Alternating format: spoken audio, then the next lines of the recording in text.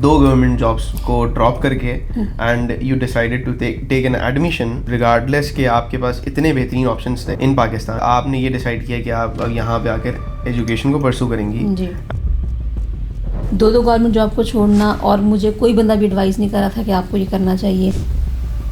Survive करना मुश्किल था, चूँकि मैं स्टडी भी कर रही थी साथ साथ और अपने लिए जॉब अपॉर्चुनिटीज़ भी देख रही थी। आप अपने बारे में इतना नहीं बता सकते जितना आपका फ़ोन आपके बारे में बता सकता है आजकल के दौर में, कि यूके में सिर्फ डिग्री करना इम्पॉर्टेंट नहीं है, उसके साथ साथ आपको डिफरेंट किस्म की सर्टिफिकेशन, आपको लैब प्रैक्टिसेस या प्रैक्टिकल एक्सपीरियंस जो है वो भी लेना ज़रूरी होता है। सिर्फ डिग्री की बेस पे यहाँ पे जॉब मिलना बहुत मुश्किल है, कि अगर आपने इंटरव्यू अच्छा क्रैक कर लिया और फर्दर स्टेज 2 स्टेज 3 का इंटरव्यू अगर आपने क्रैक कर लिया है, यू गॉट द जॉब। जो 98 और 95 जो हैं सीवीज, वो तो वैसे ही पहले ही स्टेप पे फिल्टर आउट हो जाएंगी, आउट फ्रॉम सिस्टम।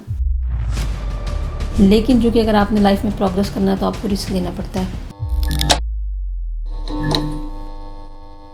अस्सलाम वालेकुम ख़वातीन और हज़रात, this is Najam Zaidi and welcome to another video of Laal light. कुछ लोग होते हैं जो कि ज़िंदगी में अपने मकसद को हासिल करने के लिए सारी जद्दोजहद लगा देते हैं और इतनी मेहनत करते हैं इतनी डिफ़िकल्टीज़ के बाद भी कि उस मकसद में वो कामयाब हो जाते हैं। इन सारे सिनेरियोज़ को रखते हुए we have a very special guest today, जो कि एक फ़ीमेल हैं। एक इन्होंने बहुत इंडिपेंडेंट होकर अपनी अर्ली लाइफ स्टार्ट की एंड करते अपनी फैमिली के साथ वही डिफ़िकल्ट टाइम में यूके आकर उन चीज़ों को फेस किया एंड शी इज़ माशाल्लाह she is going very good. बाकी सारी बातें इनसे खुद करेंगे। कैसी हैं तायरा आप? अस्सलाम वालेकुम, मैं अल्हम्दुलिल्लाह वालेकुम ठीक। सलाम। नजम, आप कैसे हैं? मैं बिल्कुल ठीक हूँ। How is everything going तायरा? Everything is going so well after so long time. Thank you so okay, much. You have invited me here with a lot of respect and love. I no really problem. appreciate. आपका आना बहुत ज़रूरी है मेरे ख़ास तौर पे viewers के लिए, बिकॉज़ दे वांट आप जैसी ख़वातीन जो हैं वो पाकिस्तान का नाम भी रोशन करती हैं, और दूसरी चीज़ ये कि बहुत अच्छी तरीके से आप अपनी लाइफ को लेके चल रही हैं। That is an example for everyone I think. Thank so you. सबसे पहले मैं पूछूंगा कि तायरा, आप अर्ली लाइफ क्या किया, Mm. स्कूल लाइफ कैसे गुजारी, कहाँ गुजारी, किस जगह पे आपने सारी चीज़ें कैसे किया सब कुछ? थैंक यू नजम, आपने मुझे मौका दिया कि हम इस चीज़ के ऊपर बात करें। हम्म। अर्ली लाइफ के बारे में तो ये है कि आई बिलोंग फ्रॉम पाकिस्तान। ठीक है। तो जिस तरह से एक जो है वो चाइल्डहुड होता है सबका एक नॉर्मल, उसी तरह से था। मैट्रिक वगैरह करने के बाद मैंने जो है वो एफएससी और कंप्यूटर साइंस ओके। के अंदर अपनी एजुकेशन का स्टार्ट लिया, और फिर कॉलेज लाइफ जो एक हमारी होती थी नॉर्मल बीएससी के साथ, उसको कंप्लीट किया विद कंप्यूटर साइंस, और फिर मास्टर्स तक गए आईटी के अंदर। और इसी तरीके से जो है फिर वो चीज़ों को पैशनेट थे अपनी आईटी को लेके, चीज़ों को लेके। तो एक जो सही। नॉर्मल होता है आपका स्कूल लाइफ, कॉलेज लाइफ और यूनिवर्सिटी लाइफ पाकिस्तान में, तो वो एक उसी तरीके से जो है वो मैंने कंटिन्यू की। अच्छा, जी। तो अर्ली लाइफ आपने इस्लामाबाद में आई थिंक गुजारी है। मेरा जो बैचलर था वो तो भावलपुर यूनिवर्सिटी से था। ओके। उसके बाद मास्टर जो था वो मेरे स्कॉलरशिप पे कायद यूनिवर्सिटी से मैंने मास्टर्स किया नाइस। आईटी के अंदर। और उसके बाद जो है फिर मैंने फर्दर आगे जो कंटिन्यू किया अपनी चीज़ों को। हाउ हार्ड इट इज़ कि आपने एक इंडिपेंडेंट लड़की जब काम करती है तो उसके लिए ख़ास तौर पर पाकिस्तान में हुँ, रहकर क्या डिफ़िकल्टीज़ वो फेस करती है?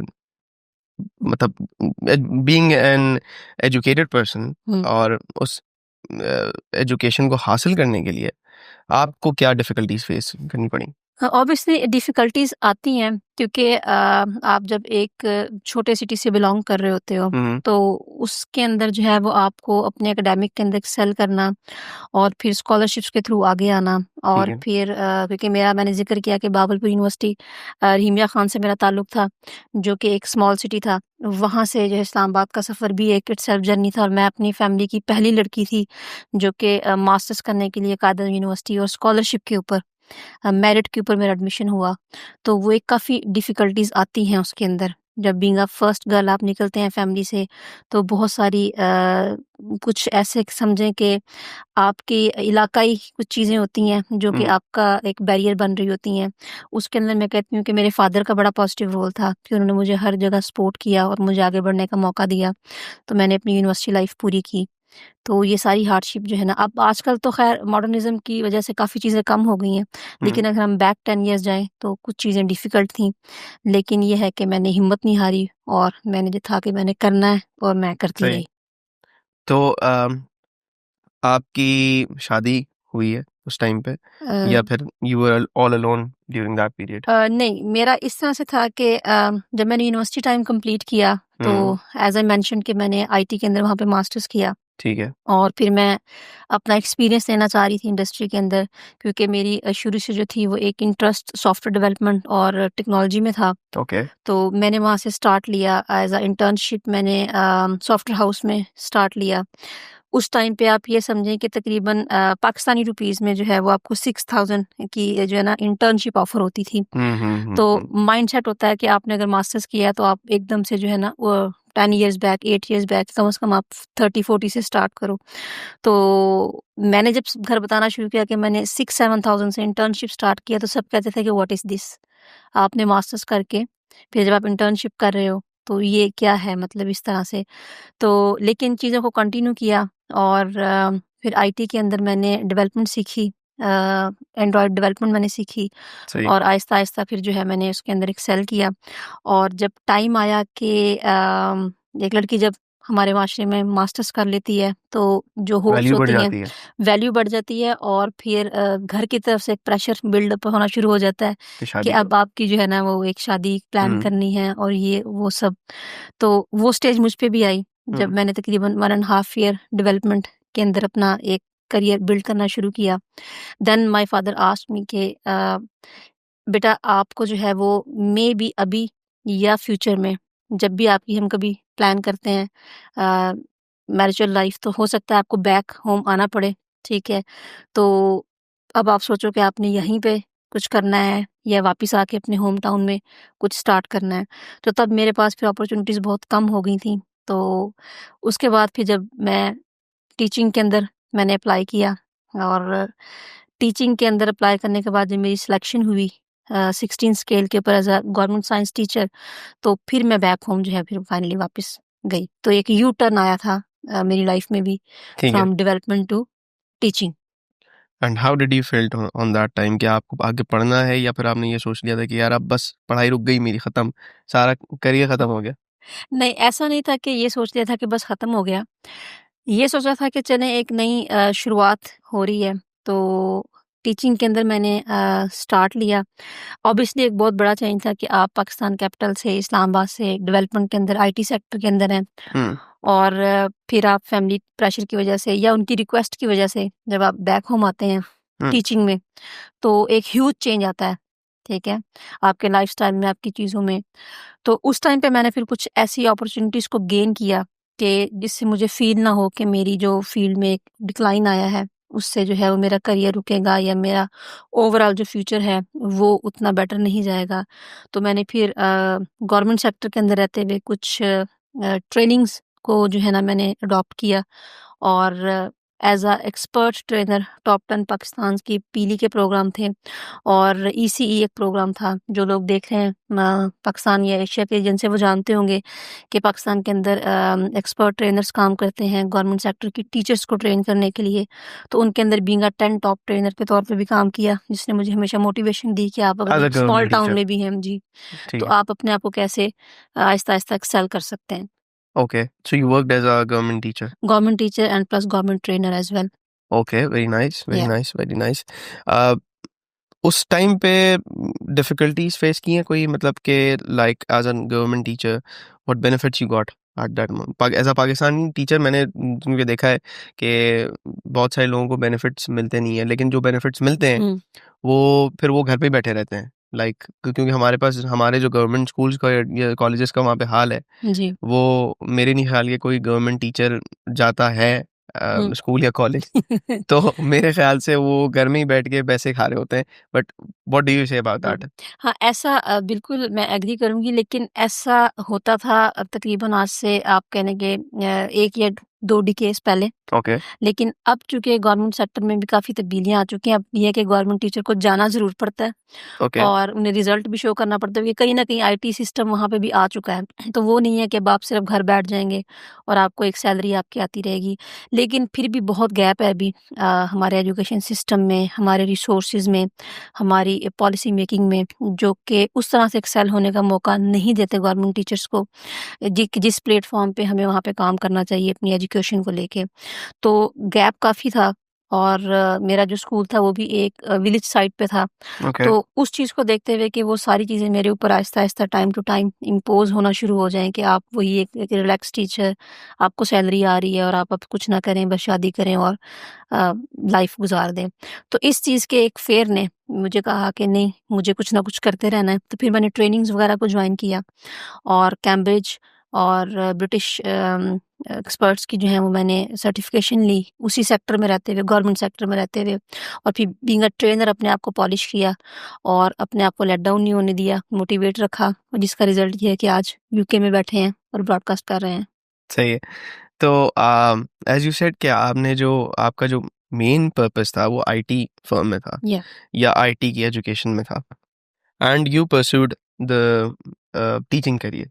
या so why did you pursue that teaching part? आपने मेरे ख्याल से आप यहाँ पे भी आकर you'll hmm join you have joined the या university for as a lecturer, yeah, as a teacher, as a trainer.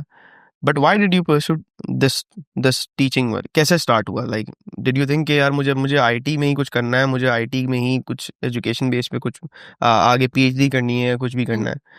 क्योंकि आईटी के अंदर बहुत ज़्यादा आप एक्सेल कर लाइक सकते सॉफ्टवेयर हो। हाउसेस या होते हैं या और आपके पास अपॉर्चुनिटीज आई थिंक बहुत ज़्यादा है हम्म एज एन आईटी में। जी तो क्योंकि ये भी बहुत बड़ी डोमेन है। जी अब आपने इस चीज़ को क्यों फोकस पे किया कि मुझे टीचिंग भी की तरफ जाना है? क्योंकि कहीं न कहीं नेचर में था इस तरह का कि मैं टीचिंग भी कर सकती हूँ।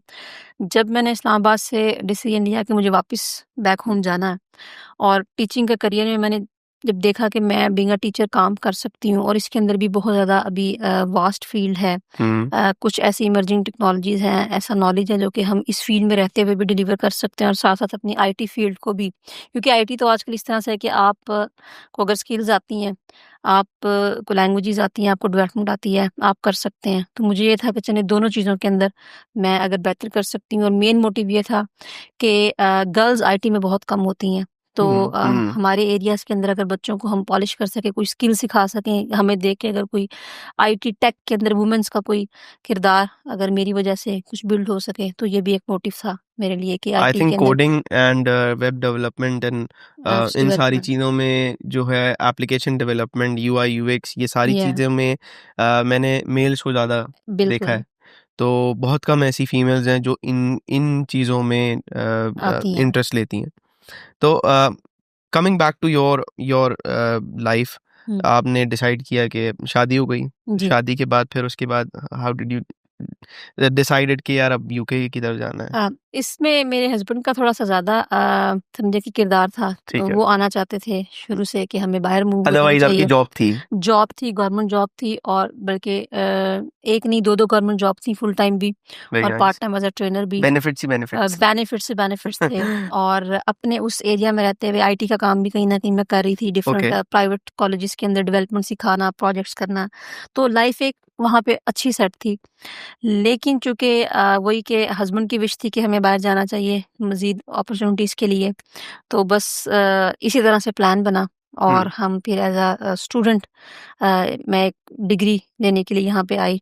उस टाइम ऐसा माइंड नहीं था कि सेटलमेंट की तरफ या कुछ यहाँ पे लॉन्ग स्टे की तरफ, लेकिन फिर चीज़ें जिस तरह से चलती गईं, देन वी डिसाइडेड कि अब क्या आपने डिसाइड किया कि आप मास्टर्स करेंगी एंड जी, हस्बैंड जो है वो आपके डिपेंडेंट बनेंगे? डिपेंडेंट बनेंगे। Uh, what difficulties did you face at that time? कि ये बहुत बहुत टफ एक डिसीजन होता है कि आप 2 गवर्नमेंट जॉब्स को ड्रॉप करके हुँ, and you decided to take take an admission hmm, regardless कि आपके पास इतने बेहतरीन ऑप्शंस थे इन पाकिस्तान, हुँ, एंड आपने ये डिसाइड किया कि आप अब यहाँ पे आकर एजुकेशन को परस्यू करेंगी जी। एंड आपको नहीं पता कि आगे उसका फ्यूचर जॉब था या कुछ था या नहीं था,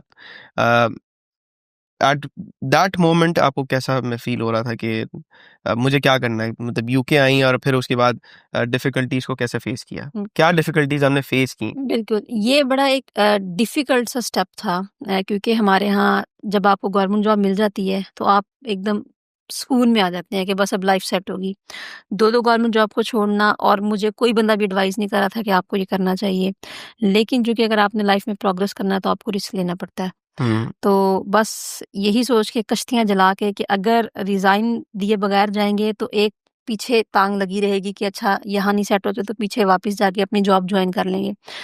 तो हस्बैंड का ये माइंडसेट था कि आप बस कश्तियाँ जला के प्रॉपर रिज़ाइन दे के जाएँ, वहाँ जाके ही हम देखेंगे क्या करना है। तो ठीक ये है। एक बड़ी हार्डशिप थी डिसीज़न लेना।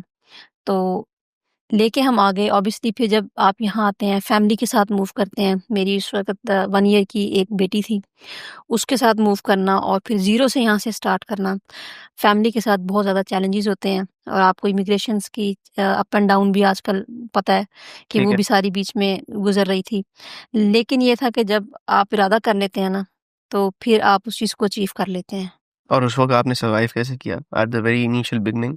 सर्वाइव करना मुश्किल था, चूँकि मैं स्टडी भी कर रही थी साथ-साथ हम्म। और अपने लिए जॉब अपॉर्च्युनिटीज़ भी देख रही थी, और हस्बैंड भी अपनी साइड पे ट्राई कर रहे थे। इसमें मेरे हस्बैंड का एक बहुत पॉज़िटिव किरदार रहा है। उन्होंने मुझे इसी चीज़ पे हमेशा गाइड किया है कि आपने जो है, क्योंकि पाकिस्तान से एक करियर को आपने जॉइन किया हुआ था, फिर आईटी के अंदर भी आपका एक्सपीरियंस है, तो आप यहाँ पे यूके में जो है वो सिर्फ़ फ़ोकस करें अपनी स्टडी पे, हम्म। और सर्च करें कि आप अपने करियर को यहाँ पे कैसे परस्यू कर सकती हैं एज़ अ आईटी मैन, और या फिर एज़ अ टीचिंग। तो जो ऑड जॉब्स थी, जितना भी कोई लेबर वर्क था, वो उन्होंने प्रेफ़र किया कि मैं करता हूँ, और उन्होंने मुझे काफ़ी पुश अप किया कि मैं अपनी फ़ील्ड के अंदर जो है ना, वो अपनी चीज़ें इस तरह से प्लान करूँ कि आफ्टर स्टडी जो है मैं एक अच्छी जॉब सिक्योर कर सकूँ यहाँ पे। ओके। या और अ, उस टाइम पे व्हेन यू डिसाइडेड कि हाँ ठीक है, अब डिफिकल्टीज हो रही हैं, सब कुछ गुजर रहा है, टाइम निकल रहा हुँ। है, how what course did you take that, मतलब हुँ। जो आपने मास्टर्स में एडमिशन लिया, तो in which course you did you enrolled in? Okay, basically I have done masters in business and data analytics. Hmm. तो मैंने ये कोर्स इसलिए चूज़ किया था कि क्योंकि एक, अगर आपको पता हो कि वर्ल्ड फोरम एक इंस्टीट्यूट है okay. All across the world, जो कि अपनी रिपोर्ट पब्लिश करता है for the couple of coming years, के मार्केट के अंदर कौन-कौन सी जॉब्स जो हैं वो ट्रेंड करेंगी, और ऑल अक्रॉस द वर्ल्ड जो है वो कौन-सी फील्ड एक्सेल करेंगी।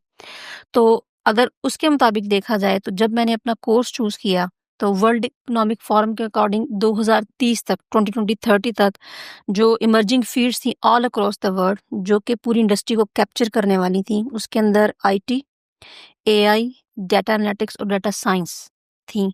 तो इसीलिए मैंने डिसीजन लिया था कि मुझे अगर यूके में जाना है और डिग्री करनी है, तो मुझे कोई ऐसी फील्ड चूज़ करनी है, जो कि मुझे आगे फ्यूचर के अंदर हेल्प आउट करे, और ओके। मुझे अपना एक बेटर फ्यूचर बिल्ड करने में हेल्प आउट करे। तो इसलिए मैंने फिर डाटा एनालिटिक्स की फील्ड चूज़ की।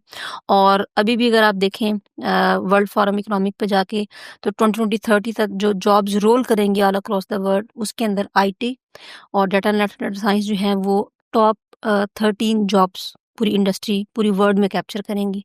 तो ये थोड़ी-सी प्लानिंग हमारे स्टूडेंट्स को करनी चाहिए यहाँ पे आने से पहले। ठीक है। या data analytics is like collecting all the datas and about what's going on या ग्लोबली, ठीक है। uh, इसकी एक मैं चाहता हूँ कि थोड़ी सी डेफिनेशन जो है ना, सो क्लियरली आप हम अपने हमारे लोगों को बताएं कि क्या क्या है ये एग्जैक्टली exactly?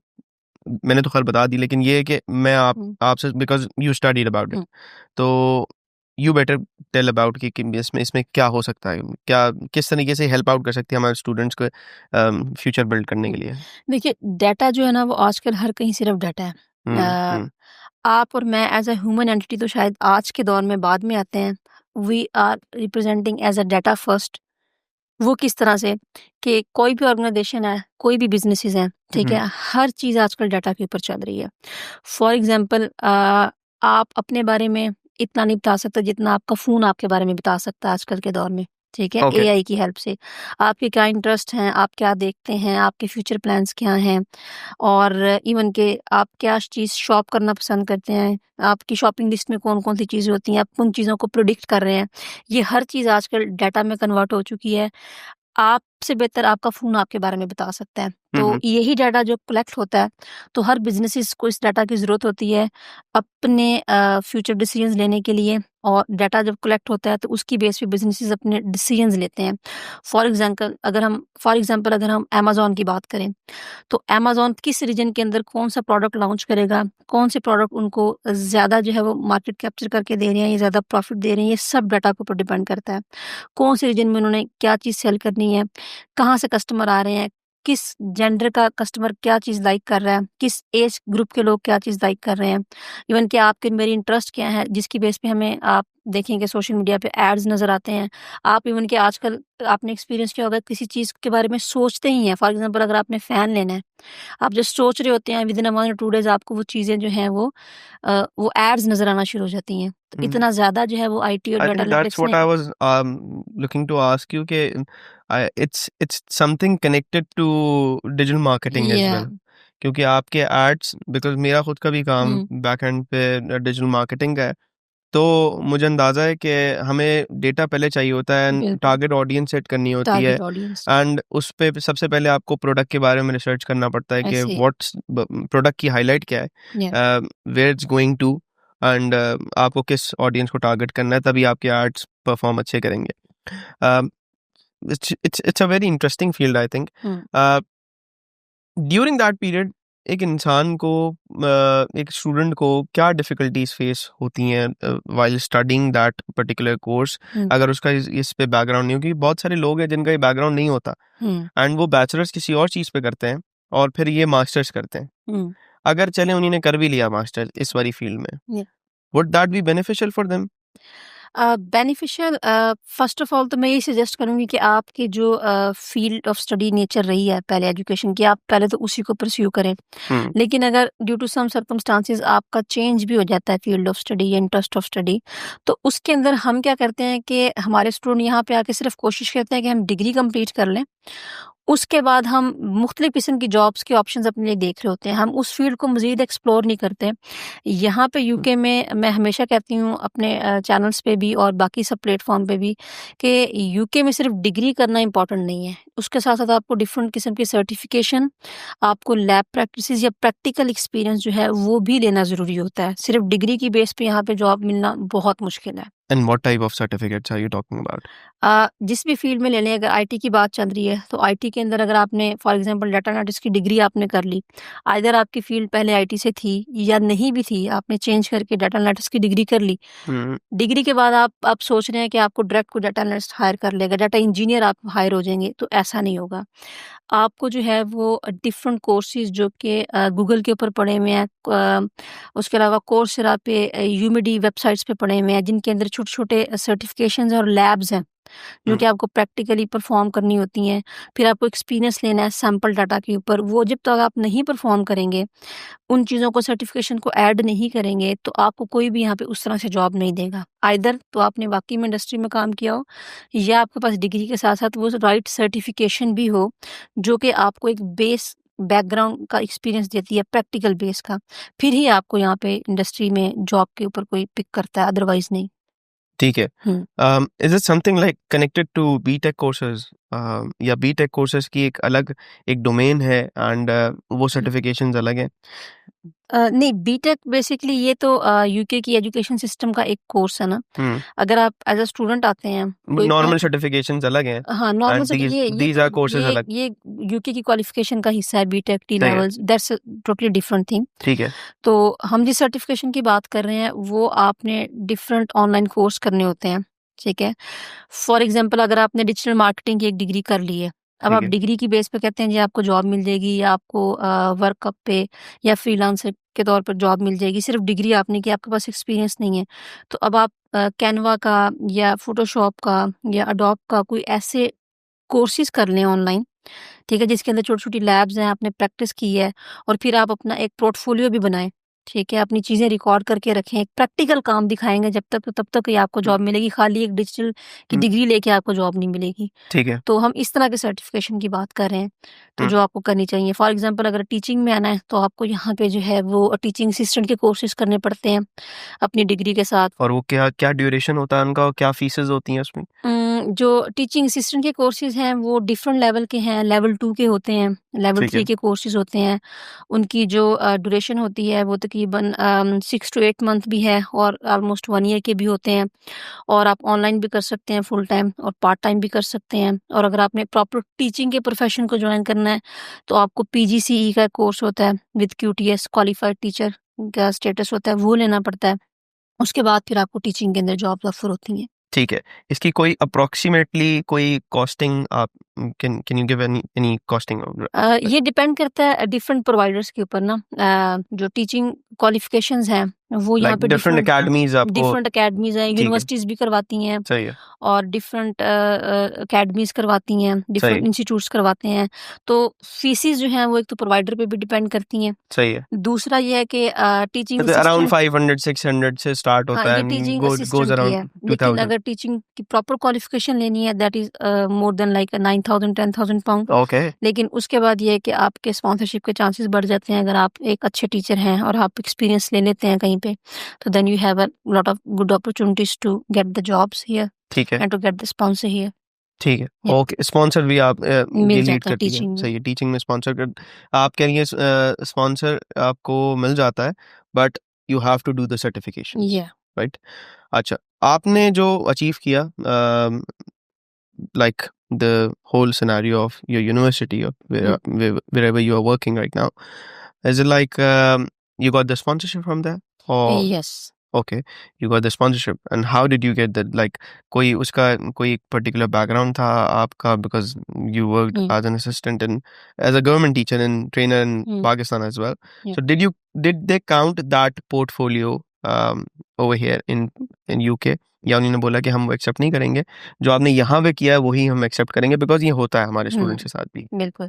नहीं, ये दोनों चीज़ें बेसिकली काउंट करती हैं। मेरा चूँकि फ्रेश एक्सपीरियंस था टीचिंग का हम्म, और मैंने डेवलपमेंट का भी काम किया हुआ था और यहाँ से मेरी डिग्री भी मेरी अपनी ही फील्ड से अलाइन थी बिल्कुल, ठीक है। कि आपने पाकिस्तान से आईटी किया हुआ है, फिर आपने आईटी की टीचिंग भी की हुई है, आपने प्रोजेक्ट्स भी किए हुए हैं, यहाँ से डाटा एनालिटिक्स की डिग्री है।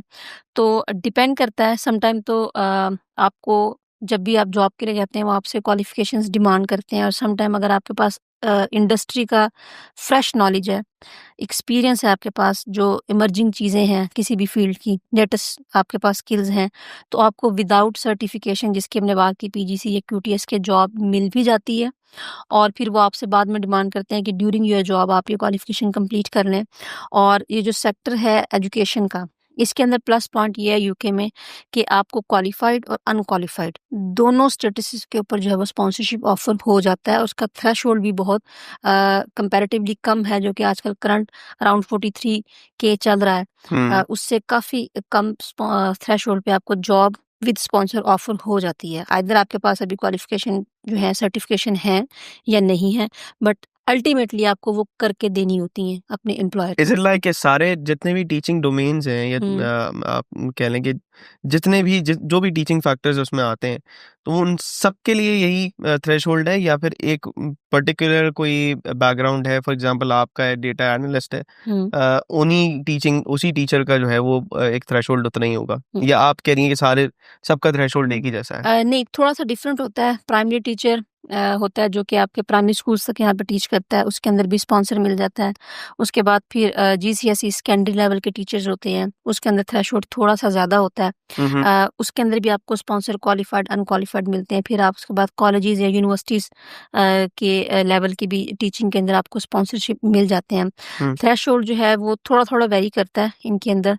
ऐसे फॉर एग्ज़ाम्पल अगर हम करंट सिचुएशन की बात करें तो आपको अराउंड जो है 26 टू 28 के दरमियान जो है अगर आपको जॉब ऑफ़र हो जाए टीचिंग सेक्टर में, आइदर क्वालिफाइड, अनक्वालिफाइड, तो आप जो है वो जॉब हासिल कर सकते हैं। क्वालिफाइड के लिए थोड़ा-सा थ्रेशोल्ड ज़्यादा होता है ओके। कि उसको अच्छी जॉब सैलरी थोड़ी-सी ऑफ़र होती है और अनक्वालिफाइड को आप 27-26 के ऊपर भी जो है वो आपको जॉब विद स्पॉन्सर ऑफ़र हो जाती है।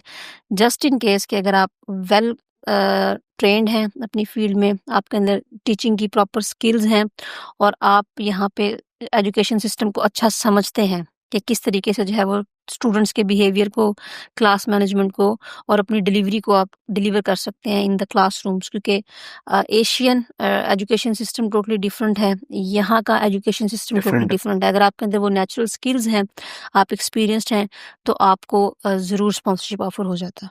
ठीक है। यू टोल्ड मी दैट आपको स्पॉन्सरशिप ऑफर हुई हम्म, थ्रू दैट जहाँ पे आप काम कर रही हैं। कैसे आपने उस जॉब को अप्रोच किया? इज इट हम्म, कि आपने किसी रिक्रूटमेंट एजेंसी को हायर किया था, या फिर रिक्रूटमेंट एजेंसीज ने खुद आपको अप्रोच किया हम्म, कि this job is for you, जैसे आजकल के लोग करते हैं और कर रहे हैं? इज इट लाइक दैट, या फिर आपने बस खुद ही हम्म। एकदम से कॉल आई और बस हो गया सब कुछ? अच्छा नज़ीम, ये आपका बड़ा अच्छा क्वेश्चन है। सबसे पहले मैं थोड़ा-सा यहाँ पे मेंशन करना चाहूँगी कि जब मेरा स्टूडेंट टाइम यहाँ पे चल रहा था, मेरी तकरीबन 1 ईयर की डिग्री थी, तो यहाँ पे अक्सर जो प्लेटफ़ॉर्म है, आप इंडीड वगैरह पे अप्लाई करते हैं, रीडू पे अप्लाई करते हैं, तो एक नॉर्मल सीवी आपकी बनी हुई होती है और हम्म। अक्सर लोग कहते हैं जी 2-3 सैंपल बना लें और आप अप्लाई करते रहते हैं और आपको हर दूसरे दिन ईमेल आ रही होती है, unfortunately unsuccessful for this time. तो वो एक अनसक्सेसफुल की ईमेल्स रिसीव कर कर के जो डिसअपॉइंटमेंट होती है स्टूडेंट को, और फिर वो गिव अप करके जो है वो दूसरी डिफरेंट, अनफॉर्चुनेटली। अनफॉर्चुनेटली, और फिर वो चले जाते हैं डिफरेंट ऑड जॉब्स की तरफ। हम्म। तो यहाँ पे प्लानिंग की ज़रूरत है। ठीक है। बेसिकली आपने यूके के मुताबिक एटीएस सिस्टम के मुताबिक एक अपनी रेज़्यूमे जो है वो बहुत अच्छी बनानी होती है। ठीक है। अक्सर लोग कहते हैं कि इसकी कोई वर्थ नहीं है, यूके का कोई फॉर्मेट स्टाइल नहीं है, लेकिन मैं और मेरे जो 5 से 6 दोस्त जो कि हम सेम डिग्री कर रहे थे, सब इस टाइम जो है वो जॉब्स पे हैं, 2 एनएचएस में हैं, 2 आईटी फील्ड में हैं, 2 हम टीचिंग में हैं। सबने सबसे पहले अपने रिज़्यूमे पे काम किया था। हमने रिज़्यूमे इस तरह से सेट की थी कि वो एटीएस सिस्टम के मुताबिक हो, अगर आपने अच्छी और बड़ी फ़र्म में जाना है, ठीक है? ओके। अगर व्हाट इज आपने दैट एटीएस सिस्टम लाइक? देखिए यहाँ पे किसी भी ऑर्गेनाइजेशन के पास अगर बड़ी ऑर्गेनाइजेशन है, मोर देन लाइक 50 पीपल, किसी एनएचएस के ले लें या आप किसी यूनिवर्सिटीज़ को ले लें, कॉलेजेस को ले लें या किसी बड़ी आईटी फर्म को ले लें, हम्म। तो इतनी जॉब्स निकलती हैं कि किसी के पास भी, एचआर के पास इतना टाइम नहीं है कि वो अगर 100 सीवीज़ अप्लाई हो रही हैं, 100 कैंडिडेट्स अप्लाई कर रहे हैं, तो कोई बंदा इतना फारिग नहीं है आजकल के दौर में कि वो 100 सीवीज़ को बैठ के मैच करेगा जॉब रोल के मुताबिक। तो एटीएस एक एप्लीकेशन ट्रैकिंग सिस्टम होता है। हम्म। जब भी कैंडिडेट अप्लाई करता है, फॉर एग्ज़ाम्पल एक जॉब है, एज़ अ आईटी टेक्नीशियंस आप कह लें, ठीक है? उसके ऊपर जो है वो 100 कैंडिडेट्स ने अप्लाई किया। तो वो जो 100 सीवीज़ हैं, वो सारी एटीएस एप्लीकेशन के अंदर से फ़िल्टर होंगी। निकल होंगे, ठीक वो जब फ़िल्टर होती हैं तो वो खुद ही जो है वो 100 में से आउट ऑफ 20 सीवीज़ फ़िल्टर कर देता है। है। ओके। वो फ़िल्टर किस बेस पे करता है? आपके कीवर्ड्स होते हैं, आपने जो अपनी डिस्क्रिप्शन लिखी होती है, जो पर्सनल स्टेटमेंट लिखी होती है, उसने आपको टॉप अच्छी सीवीज़ फ़िल्टर आउट कर दी। अब एचआर के जो एज़ अ ह्यूमन बीइंग है, वो सिर्फ़ उन 10 या 20 सीवीज़ को बैठ के फ़िल्टर करेंगे, उसमें से 5 को सेलेक्ट कर लेंगे और सिर्फ़ उन 5 को ही इंटरव्यूज़ की कॉल आएगी। और उसमें से 5 में से आप एक खुशकिस्मत हो सकते हैं कि अगर आपने इंटरव्यू अच्छा क्रैक कर लिया और फर्दर स्टेज 2, स्टेज 3 का इंटरव्यू अगर आपने क्रैक कर लिया है, तो you got the job. Okay. यार वो जो 98 और 95 जो हैं सीवीज़, वो तो वैसे ही पहले ही स्टेप पे फ़िल्टर आउट हो जाएँगी, आउट फ्रॉम सिस्टम। ओके। तो सीवीज़ के ऊपर सबसे पहले काम करना पड़ेगा स्टूडेंट्स को, अच्छी सीवीज़ बनानी पड़ेंगी। उसके बाद जो है मैंने जैसे जॉब ली थी, तो जब मैंने अप्लाई करना शुरू किया सिस्टम में, अपनी सीवीज़ वगैरह डिफरेंट जॉब्स पे अप्लाई करना शुरू की, तो इसी तरह से सिस्टम में रोल होते-होते मेरी जो रिज़्यूमे हम्म। थी, वो एजेंसीज़ तक पहुँच गई, क्योंकि यहाँ पे हर चीज़ कनेक्टेड है आईटी के साथ। तो मुझे फिर जॉब ऑफ़र हुई, कॉल रिसीव हम्म। हुई एक दिन कि आप हम्म। टीचिंग की जॉब्स पे अप्लाई कर रही हैं। हम्म। तो वी गॉट योर सीवी, हालाँकि मैंने अप्लाई हम्म। डायरेक्ट नहीं किया था किसी हम्म। टीचिंग जॉब पे, रैंडम जॉब्स पे जब अप्लाई कर रही थी। तो वो सिस्टम से फ़िल्टर होके मुझे एजेंसीज़ के थ्रू कॉल आई कि एक जॉब रोल है। लेकिन वो पहला मेरा जो जॉब था, वो सिर्फ़ एक टीचिंग असिस्टेंट के तौर पे मुझे जॉब ऑफ़र हुई थी स्पेशल बच्चों के स्कूल में। So I done that job for 3 weeks almost, and then I got the another call from another agency that we have got your CV. We have a one vacant position from a very well-known college of Birmingham. So are you interested in that? तो जब मैंने उनको yes बोला और फिर मेरे second और third stage के इंटरव्यूज हुए और उसके बाद मेरी सिलेक्शन हुई। थ्रू एजेंसी मुझे पहली जॉब मिली थी। ओके, थ्रू एजेंसी आपको ये जॉब मिली पहली थी, जॉब मिली थी। And after that you applied permanent role they. Permanent role. लेकिन आज हम कि एजेंसीज में जो है वो आप खुद भी रजिस्टर हो सकते हैं। ठीक है, बहुत सारी एजेंसीज हैं। आप जिस भी फील्ड में जाना चाहते हैं, अगर आप एजुकेशन में जाना चाहते हैं तो आप स्पेसिफिक गूगल पे जाके सर्च करें एजुकेशन रिक्रूटमेंट एजेंसीज। तो आप जिस भी एरिया से हैं, लंदन से, बर्मिंघम से, मैनचेस्टर से, तो आप उस अपने एरिया की जो है जब एजेंसीज को फाइंड आउट करेंगे, जिस भी फील्ड में आप जाना चाहते हैं, फॉर एग्जांपल एजेंसीज आप for education recruitment, agencies for IT recruitment, agencies for science and biotech, तो आपको सिर्फ वही एजेंसीज नज़र आएंगी। आप उन्हें कॉल करें, उन्हें अपने बारे में बताएं कि हमारे पास ये क्वालिफिकेशन है, ये एक्सपीरियंस है, हम आपके साथ रजिस्टर होना चाहते हैं। अगर वो आप में इंटरेस्टेड हुए आपकी प्रोफाइल सुन के, तो वो खुद आपके अकाउंट और प्रोफाइल अपने पास बनाते हैं, then they find the job for yourself. Okay. या अच्छा तायरा, मैंने देखा है कि मैंने अपने पॉडकास्ट में पहले भी जिक्र किया था कि बहुत सारी रिक्रूटमेंट एजेंसीज होती हैं जो कि आपसे चार्जेस लेती हैं। जी। ठीक है। एंड वो चार्जेस इस तरह से लेती हैं कि वो मंथली 300 या 500 चार्ज करती हैं। कुछ ऐसी एजेंसीज भी हैं जो कि 1800 1700 3 मंथ्स के आपके चार्ज करती हैं। दे गारंटी यू कि हम आपको जॉब देंगे। Are these agencies working like they are definite on this कि they will give the job, और ये सिर्फ पैसे कमाने की एक तरीक़ेकार है? नहीं, मैं वैसे इस तरह की एजेंसीज़ को रेफ़र नहीं करूँगी जो कि आपको मंथली या क्वार्टरली आपसे एक हैंडसम अमाउंट चार्ज करती हैं। जिन एजेंसीज़ की मैं बात कर रही हूँ, जो मेरा एक्सपीरियंस था, वो एजेंसीज़ इस टाइप की होती हैं जो कि लीगल काम कर रही होती हैं। फ़र्स्ट ऑफ़ ऑल वो आपकी प्रोफ़ाइल अपने पास रजिस्टर कर लेते हैं। ओके। उसके बाद they look the job for you until they don't able to find the job for you, they don't charge a single penny. Registration charges हो सकते हैं 30 40 50 पाउंड माइट बी, बिकॉज उन्होंने अपने आप के पास एक प्रोफाइल क्रिएट करनी होती है। वो एजेंसीज क्यों आपके लिए जॉब ढूंढती हैं कि जब आपको जॉब मिल जाती है, वो आपके एम्प्लॉयर से भी आपकी सैलरी शीट से कुछ ना कुछ अमाउंट एज अ बेनिफिट या कमीशन के तौर पे रख रहे होते हैं, और वो आपसे भी रख रहे होते हैं। फॉर एग्जांपल, अगर आपको एक पार्ट टाइम जॉब उन्होंने ऑफर की है कहीं पे, तो आपकी अगर वीकली सैलरी शीट वो मेंटेन करते हैं, तो हो सकता है कि 20-30 पाउंड आपके एम्प्लॉयर से वीकली रखते हो, और आपकी सैलरी से भी वो 20 या 10 पाउंड रखते हो। तो वीकली उनका फिर ये या मंथली उनका ये होता है। लेकिन वो ऐसा नहीं है कि 200-300 पाउंड आपसे just looking for your job वो लें, नहीं। अच्छा। जिन जॉब की मैं बात कर रही हूँ एजेंसी की, until they haven't find job for me, they didn't charge any single penny.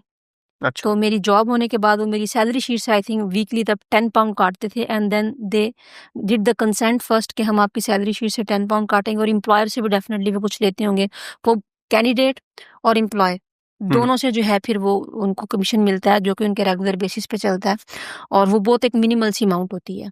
ठीक है। या तारा, pursuing a career in teaching, so how do you say that in UK? Is it worth it, or या बहुत sir खपाने वाली job है? It is worthful but it's not an easy job.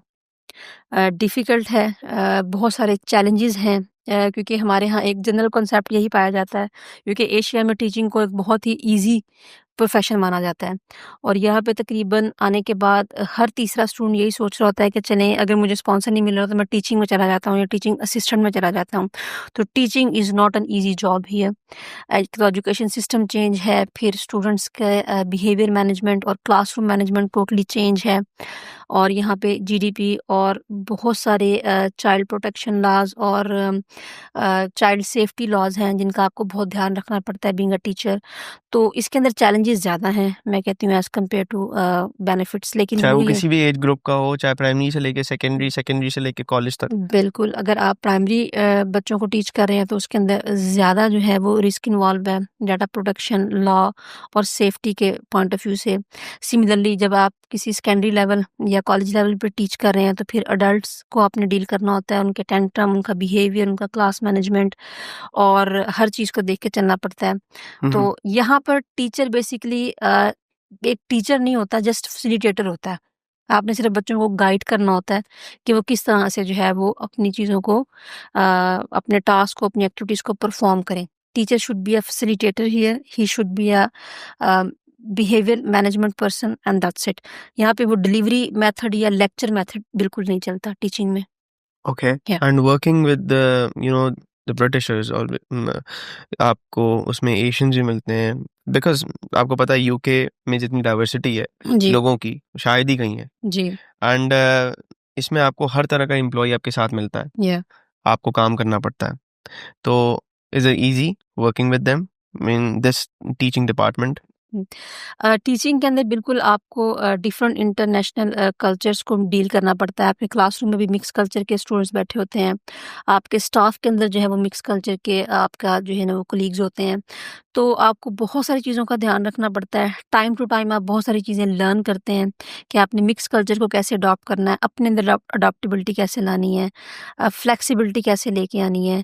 तो quite challenging, लेकिन time के साथ-साथ आप ये चीज़ें लर्न करते जाते हैं। ठीक है, ओके। या सो what messages do you want to give to our viewers के स्टूडेंट्स को, आने वाले अपकमिंग स्टूडेंट्स को, हाउ, और यहाँ पे रहने वालों लोगों को, कि आप वो स्पॉन्सरशिप इस डिपार्टमेंट में हुँ। इस अपना करियर किस तरह परसू कर सकते हैं इसमें। And yes, to all the people who are watching from Pakistan और एनीवेयर फ्रॉम द वर्ल्ड। मैं सबको बस यही रिकमेंड करूँगी कि अगर आप बीइंग अ स्टूडेंट यहाँ आना चाहते हैं, हम्म तो सबसे पहले आप ये सोच के आएँ कि आप कौन-सी यूनिवर्सिटी के अंदर और कौन-से कोर्स के अंदर एनरोल होने जा रहे हैं। हम्म क्या ये कोर्स कल आपको जो है वो बेनिफिट देगा किसी किस्म का, या जस्ट नॉर्मल आप डिग्री कंप्लीट करेंगे और फिर आपको जो है ना वो इधर-उधर देखना पड़ेगा कि अब मैं किसी सिक्योरिटी की शिफ्ट में को चला जाऊँ, या मैं किसी वेयरहाउस से कोई स्पॉन्सर ले लूँ, या मैं किसी रेस्टोरेंट से कोई जो है ना वो ले लूँ अपना स्पॉन्सरशिप। तो हम्म अगर इस तरह की डिग्री आप सेलेक्ट करके आएँगे तो आप बहुत ज़्यादा स्ट्रगल करेंगे। लोग खरीदते भी हैं कि जो यहाँ कि पे बिल्कुल गलत चीज़ एक है। गलत चीज़ है, इल्लीगल है, और फिर वो अपने आप को ज़्यादा प्रॉब्लम में जो है ना वो डाल लेते हैं खरीदने के बाद। ऑब्वियसली जिस तरह की इमिग्रेशन चेंजेज़ यहाँ पे हो रही हैं, बहुत ज़्यादा फ्लक्चुएशन चल रही है, और जो आगे फ्यूचर में जिस तरह से आईएलआर को लेके और सेटलमेंट को लेके प्लान्स हो रहे हैं, उससे कमिंग फ्यूचर में आने वाले स्टूडेंट्स को ज़्यादा डिफ़िकल्टी होगी अगर वो प्रॉपर प्लान नहीं करके आते अपना कोर्स। उसके बाद पीएसडब्ल्यू के अंदर उन्हें जॉब हंटिंग कैसे करनी है, और अपनी स्पेसिफिक जो भी उनकी फील्ड है, उसके अंदर अगर वो proper certification, proper experience time पे नहीं लेते और प्रॉपर तरीके से जॉब हंट नहीं करते, तो after the PSW they gonna be struggle a lot here. Okay, I think हमारे लोगों को थोड़ा सा इस पे मिसगाइडेड है, हुँ, और प्रॉपर उन चीज़ों को गाइड, उन उन लोगों को गाइड नहीं मिली हुई जो ख़ास तौर पे पाकिस्तान में, ख़ास तौर पे लोग मास्टर्स के बाद या मास्टर्स करने यहाँ पे करने के बाद उनको एक अच्छी सी गाइडेंस चाहिए होती है, बिकॉज दे वांटेड कि हम अपने ही करियर में जाएं। कोई इंसान नहीं होता कि जो अपने अपने करियर के अलावा इधर उधर भटके या फिर वो और जॉब्स की तरफ जाए। जी। दे एक्चुअली वांट गाइडेंस, और मैंने देखा है, मैंने कमेंट्स में देखा है बहुत लोगों के, मैंने बहुत सारी वीडियोस देखी हैं जिसमें लोग वाकई तड़प रहे हैं कि यार हमें बता दो, बस फौरन ये बता दो, वो बता दो, ये इस हुँ, तरह कैसे होगा, वो कैसे होगा। तो they actually don't have any guidance, hmm, and I think you guided very well hmm, on many topics, ji, and hopefully they'll get a good messages from this. हुँ। नजम, अभी भी यहाँ पे एजुकेशन फील्ड के अंदर बहुत ज़्यादा गैप है। Okay. बहुत ज़्यादा मार्जिन है जॉब अपॉर्चुनिटीज़ का। आप एनएचएस को ले लें, बहुत ज़्यादा जो है वो मार्जिन है अभी भी एनएचएस के अंदर। आप आईटी सेक्टर को ले लें, आप बायोटेक के ले लें। Is it like doctors या फिर नहीं, लैब्स हर में? फील्ड के अंदर, ठीक है? ओके। आप डिफरेंट कैटेगरीज़ के अंदर एनएचएस की बात करें, तो नर्सिंग से लेके आईटी रोल को लेके डिफरेंट जो एनएचएस के सारे प्लेटफ़ॉर्म्स हैं, बहुत ज़्यादा गैप है। मैं इसलिए ऑथेंटिसिटी से कह सकती हूँ कि जो मेरे फ्रेंड्स काम कर रहे हैं, जब वो रेल इंडस्ट्री से हमें बताते हैं कि कितना गैप है स्टिल, और फिर भी अगर हम उस गैप को नहीं पूरा कर पा रहे, तो उसमें स्टूडेंट्स जहाँ पे मिस्टेक कर रहा है वो यही है कि हम सिर्फ डिग्री लेके समझते हैं कि अब हमें डेफिनेटली यहाँ पे जॉब मिल जाएगी। So I think we have a good vacuum over there या जिसको हम फिल लॉट आउट ऑफ कर सकते वैक्यूम, हैं। या ठीक तो है। वो सिर्फ डिग्री से फिल नहीं होगा हम्म आपकी। आप डिग्री करके पीएसडब्ल्यू में वेट करते रहते हैं कि आप बस डिफरेंट जॉब पे अप्लाई करेंगे, आपको कोई उठा लेगा, कोई आपको अच्छा सा एम्प्लॉयर अचानक से आपको जॉब ऑफर कर देगा, वो नहीं होने वाला यहाँ पे। जब तक आप साथ साथ अपनी सर्टिफिकेशन, डिफरेंट कोर्सेज नहीं करते, अपना एक्सपीरियंस नहीं शो करते उन्हें, ठीक है, और तब तक आपको यहाँ पे जॉब मुश्किल मिलती है।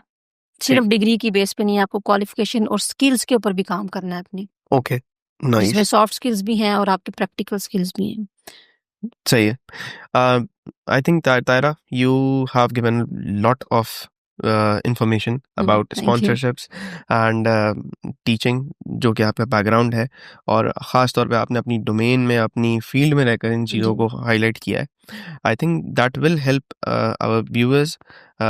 मेरे ख़्याल से मैं समझता हूँ कि लोगों को मेरे इस पूरे पॉडकास्ट से और आने वाले अपकमिंग पॉडकास्ट से, या फिर जो गुज़र चुके हैं, उनसे बहुत सारी चीज़ों पे उन लोगों को एक हेल्प मिली होगी, जो कि एक मोटिवेशन मिली होगी कि देखें ऐसे लोग हैं जो कि सारी डिफ़िकल्टीज़ के बाद भी यहाँ पे काम कर रहे हैं, स्पॉन्सरशिप्स ले रहे हैं। यही हमारे पाकिस्तानी हैं, यही हमारे लोग हैं जो अच्छे से काम कर रहे हैं। इन्होंने कोई और जॉब्स को परस्यू नहीं किया। हाँ, एक ड्यूरेशन आता है आपकी ज़िंदगी में, एक टाइम आता है जब आप इनिशियली आते हैं, आप सिस्टम को समझ रहे होते हैं, और समझते आप उस ट्रैक पे चले जाते हैं कि यार हाँ, ये मेरी जो है ना, ये स्पॉन्सरशिप की डोमेन है, ये मेरी अपनी फ़ील्ड की डोमेन है, मुझे बिज़नेस की तरफ जाना है, तो आप उस ट्रैक पे चढ़ जाते हो। लेकिन मैं समझता हूँ कि बहुत सारे ऐसे लोग हैं जो कि मिसगाइड हो जाते हैं यहाँ पे आकर।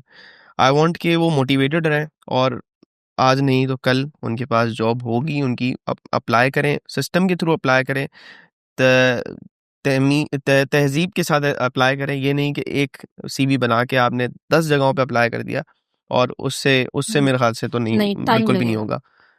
तो thank you so much तायरा for helping us. Hopefully hopefully हम और करेंगे, और अच्छी बातें करेंगे आने वाले अपकमिंग पॉडकास्ट में भी। हम इसको ट्रैक डाउन रखेंगे हमारा। तब तक के लिए नजम जैदी को इजाज़त दें। Thank you so much for watching. अल्लाह हाफ़िज़।